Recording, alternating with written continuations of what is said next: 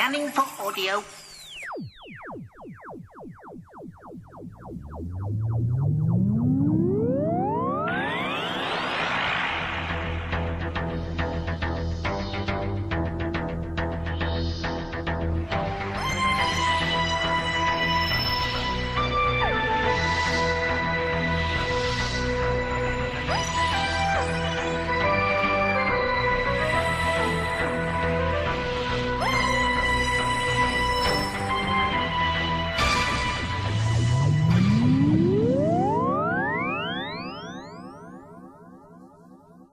Welcome once again to a Tin Dog podcast. Ah yes, you thought I was doing, well, Blake 7 all this summer.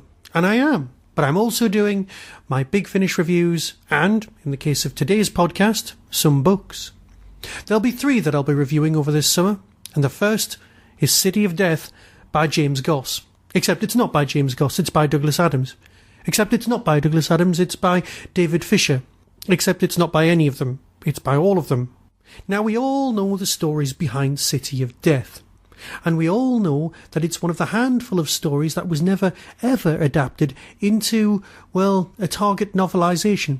Because when you were a kid, when you were little like me, when you were growing up and video recorders was something you saw in the background on TV screens and you never thought you'd own one in the house and you never, ever thought you'd own Doctor Who, the nearest you could ever have was Target novelisations. And I set out to create a full set. Now, I have a full set of Target novelisations. They're currently at my parents' house, but they do exist, and they're all nicely boxed up. And they're at my parents' house, and they're all nicely boxed up. However, that's not what's important. The important bit is the City of Death was never adapted into a novel to shove on your shelf, so there was a gap. Oh, how gaps annoy us Doctor Who fans. What we require is completion. Like life, you can never truly have everything, because then nothing comes up that says end of level. What happens is nothing. You just have a full set, and then you ignore it. Oh no. Here we've got a new book. We've got one more gap filled on the shelf. All right, it doesn't have a lovely Chris Arkelios cover. Not yet. I'm sure somebody out there will be doing it when the paperback comes out. But right now, we have the James Goss hardback. Of course, James Goss wasn't supposed to be writing this. A certain Mr. Roberts, who'd brought us the sublime version of Sharda, again something that was missing from our Target shelves, well, that wasn't released either. He was a bit busy, I don't know, possibly writing Doctor Who. So he gets his mate, James Goss, and you go, OK, I've come across James Goss's work in the past. He's very, very good, but why is he doing this? And then you do some research. Good old-fashioned proper research. So you see, James Goss not only met Douglas Adams, but he also adapted Dirk Gently's Holistic Detective Agency for the stage. This guy actually knows what he's doing. Now, everyone loves Douglas Adams's work. The nicest thing anybody has ever said about my writing was that it's a combination of Douglas Copeland and Douglas Adams brought together. That's not quite how it was said. There was a swear word involved in the word son. But yeah, basically, that's what somebody said about my writing. And that is what I always think about whenever I can't do it. I always think, right, be that person, be that good. Adams, of course, according to, well, Stephen Moffat, taught Doctor Who scriptwriters absolutely nothing. Because he was a genius. And as a genius, well, he didn't actually managed to show anybody anything else, because he was his own universe. He was a law unto himself as well. Not always the most reliable of authors, but often the funniest and most succinct. The story of how City of Death was written is well catalogued elsewhere. Basically, David Fisher provides a lovely little script, hands it in, and then you get the chance to have more shooting in Paris, so a rewrite's needed. And David Fisher's in the middle of a rather nasty divorce. So Douglas Adams gets taken away by the producer, locked in his study, gets plied with whiskey and coffee, and gets told to, well, finish it off. And what he does is he rewrites the entire thing. The director pops round to provide more tea and coffee, and the script eventually gets written. City of Death, what's widely received as one of the greatest Doctor Who stories of all time, that's all time, is simply remarkable, not only for the fact that it was written over the weekend, but it's remarkable for the fact that, well, Some of the greatest lines in the episode were rewritten by Tom Baker. Tom and Lala's romance was actually, well, a good thing at the time. And when you're happy and in love, you provide some wonderful work. It also looks good, and it's got Doctor Who on location, which in the 70s is a pretty impressive thing. Thank you, unit production manager Mr. JNT. So that's the reality, that's the video, that's the DVD, that's the story we watched because ITV was on strike and it got 17 million people watching it. It's just beloved. Also, the storyline eventually was lifted by Adams and converted into big chunks of Dirk Gently's Holistic Detective Agency, again much beloved. Where exactly David Fisher's work starts and ends and becomes Dirk Gently, that is for the lawyers and not for me. I just don't know. So, the actual being that is this book, it actually has far, far too many authors in order to put it down as one thing. Stick Douglas Adams' name on the front of a book, however, you will end up with a very nice set of sales figures. Let's face it, we'd all love another Douglas Adams book, but it's just not going to happen. And the problem with adapting a Douglas Adams' story is you sit there going, how would Douglas have done this? And of course the answer is you've no idea, because he would have done it A, better, and B, more importantly, differently. Yes, you can try and put gags in it and side notes and footnotes, but that's not quite the same thing. That's just creating the impression of Adams. Everyone can just be funny in their own world, in their own way. And that's where James Goss shines. Because let's face it, this is a pretty impressive adaptation.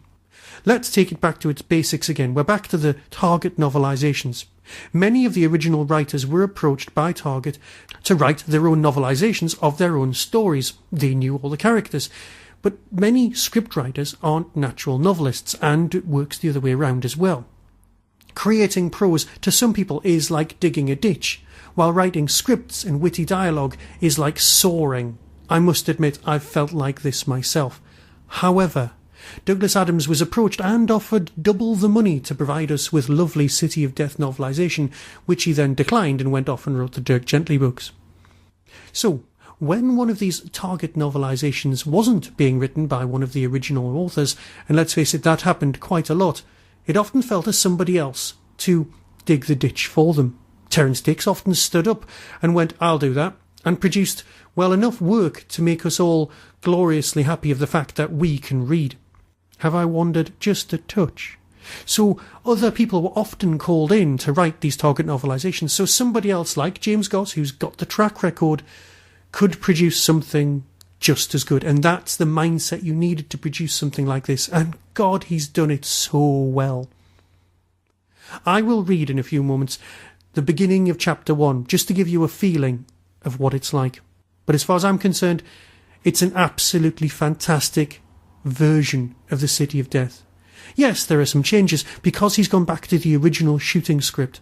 And there's mentions of, well, I'll read it out in a moment, just to draw it all together with modern Doctor Who. So, imagine the first scene of City of Death, and then I will read it to you, and you can make up your own mind whether you want to buy it or not. But as far as I'm concerned, it's simply fantastic. It's Saturday night tea time in 1977 all over again. It was Tuesday, and life didn't happen. Wednesday would be quite a different matter. Scaroth, the last of the Jaggeroth, was in for a surprise. For one thing, he had no idea he was about to become the last of the Jaggeroth. If you asked him about the Jaggeroth a mere, say, 20 seconds ago, he'd have shrugged and told you that they were a savage, warlike race, that if you weren't happy about that, you should meet the other guys. By and large, all life in the universe was pretty savage and warlike. Show me a race of philosophers and poets, said Scaroth, and I'll show you lunch. It would, however, be unfair to say that Jaggeroth were completely without accomplishments. They did build very nice-looking spaceships, though they were not necessarily very good ones. There was a lot to recommend the Sephiroth. A vast sphere rested on 3 claws. It suggested formidable menace, whilst evoking the kind of insect you'd not care to find in your bed. The tripod arrangement of its legs also meant that it could land on anything.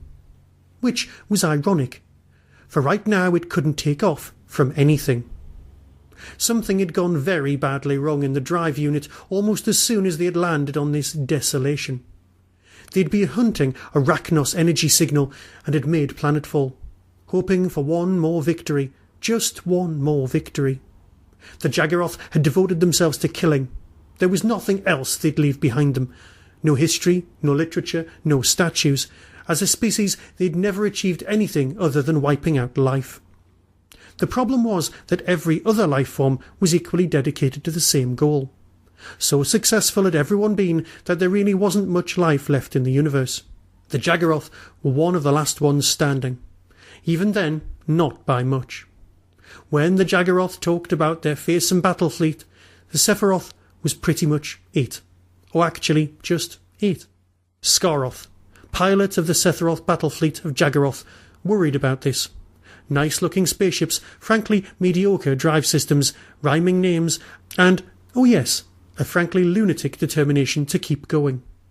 Hence the voices of his shipmates that filled his command pod from across the ship. 20 seconds to warp thrust, someone was counting down. Thrust against planet surface set to power 3, and someone down in engineering was really keen on getting off this rock.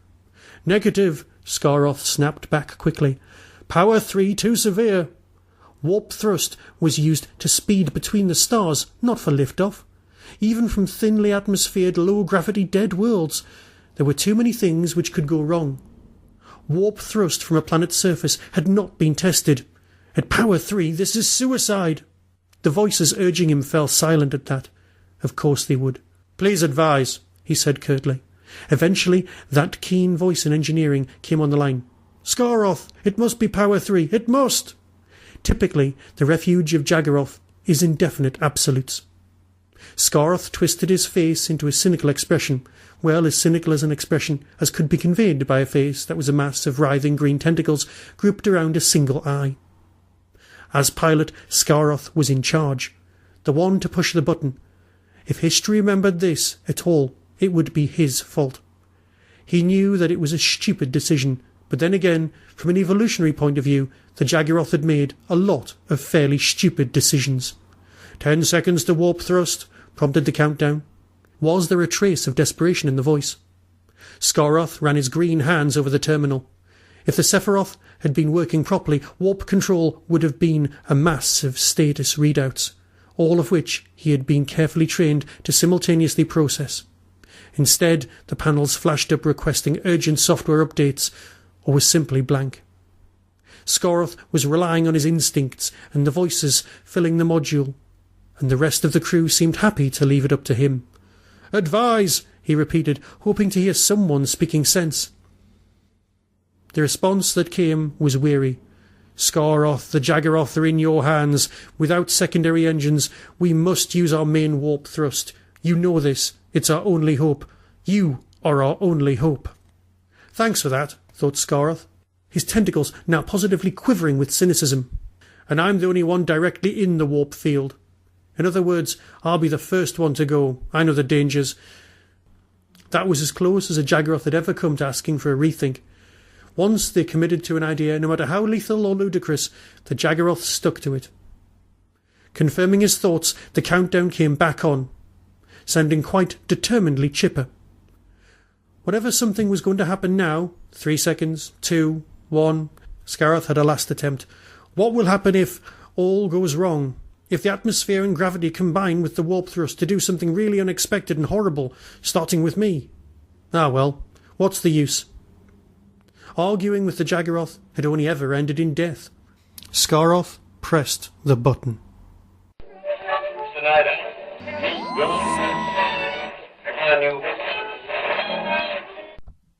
On the 5th of September 2015, Hooverville will return. The biggest little Doctor Who convention in the whole of the UK is proud to present several fantastic guests. First off is the Colin Baker, a man who needs absolutely no introduction. Guests also include the author Jenny Colgan, responsible for Dark Horizons and Time Trips, Richard Marson, the man behind JNT, The Life and Scandalous Times, and the brand new book Drama and Delight, the biography of Verity Lambert, Dan Starkey, the man behind the mask when it comes to Commander Strax, and of course Ian the Elf in the Christmas special. Terrance Dicks, one of the men behind the Third Doctor and more Target novelisations than you can shake a stick at. The actor David Benson, from Robot of Sherwood, Iris Wildthyme and the Scarifiers. Matthew Waterhouse, yes, Adric. Michael Pickwood, the current production manager on Doctor Who. And Karen Louise Hollis, author of The Man Behind the Master, the biography of Anthony Ainley. More guests may be added, but either way, that's a fantastic lineup. Visit the Derby Quad website on www.derbyquad.co.uk and follow the links.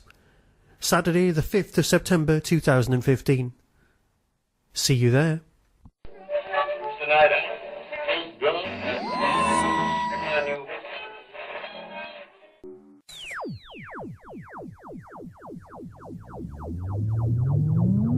You've been listening to the Tin Dog Podcast, available on RSS, iTunes, Stitcher, Audio Boom and Tumblr.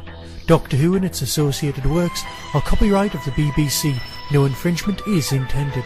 You can contact the show, donate, buy merchandise or find out more about my other projects by visiting the Tin Dog Podcast homepage and clicking on the links. The Tin Dog Podcast is a founder member of the Doctor Who Podcast Alliance.